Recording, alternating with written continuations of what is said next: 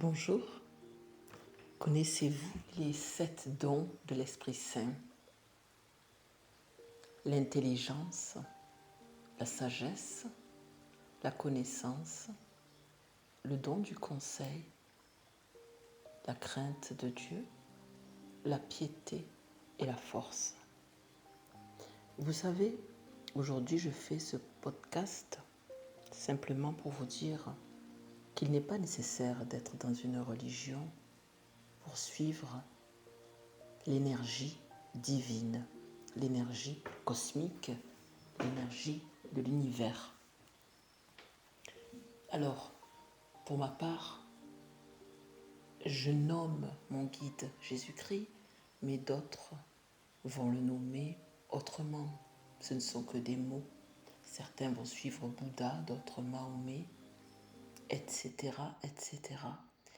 Et même les personnes qui se disent athées vont suivre leur foi en eux, leur courage, leur famille, leur envie de se dépasser, leur énergie, de leur âme, tout simplement. Donc, voyez, toutes ces guerres de religion qu'il y a actuellement nous montrent bien que l'être humain n'a pas besoin de religion. L'être humain a besoin de croire en lui, de se connecter à cette énergie cosmique. C'est ce qu'on appelle la métaphysique, l'alchimie. La science nous a démontré que nos cellules sont faites d'énergie atomique. C'est ce qu'on appelle la métaphysique. Donc tout être humain est fait d'énergie. Et quand dans la Bible il est écrit donc les 7 dons de l'Esprit Saint, c'est assez simple de comprendre finalement. Le premier don, on parle d'intelligence. Intelligence, ça ne veut pas dire des diplômes, ça veut dire simplement avoir la capacité de prendre conscience de ce que l'on sème des conséquences de nos actes. Ça mérite un petit peu de maturité. La sagesse, être sage, c'est pas être un moine bouddhiste, vous n'êtes pas obligé, c'est votre choix. La sagesse, c'est de pouvoir prendre du recul et de ne pas agir parfois, de laisser faire. Parce que si on met son grain de sel, comme on dit, ça va être pire. La connaissance, c'est tout simplement d'aller chercher la vérité. Parfois, on critique les gens, on parle de beaucoup de choses, mais on n'a pas tous les éléments pour prendre parti. Donc, il est important d'aller chercher la vérité avant de parler.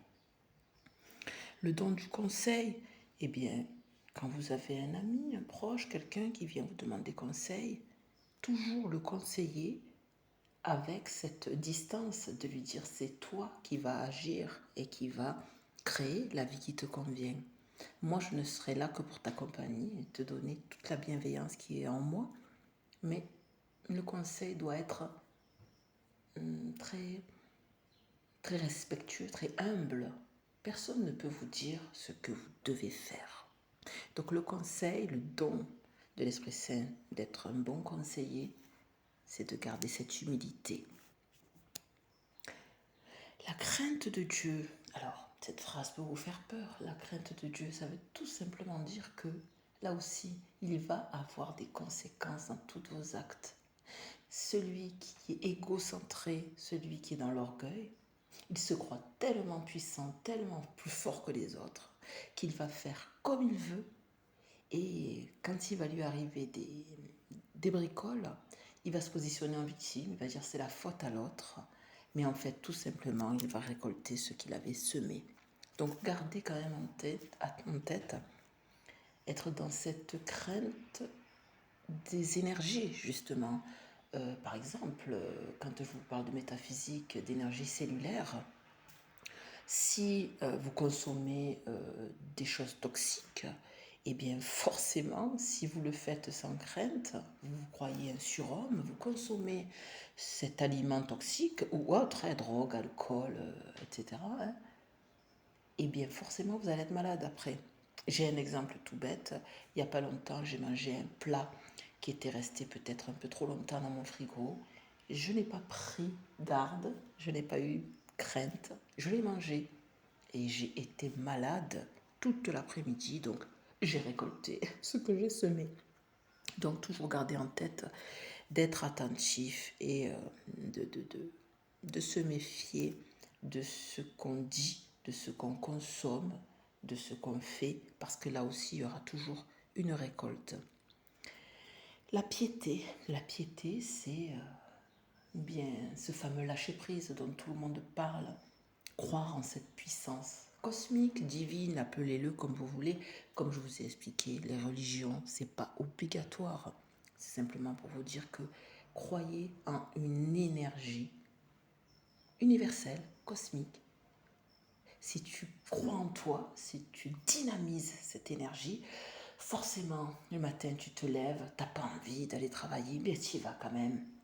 Et tu fais de ton mieux. Un sportif, voilà, il a mal, il fait de la musculation, etc. Il y va quand même. Tout ça, c'est de l'énergie cellulaire, de l'énergie cosmique. On peut l'appeler l'univers, on peut l'appeler Dieu.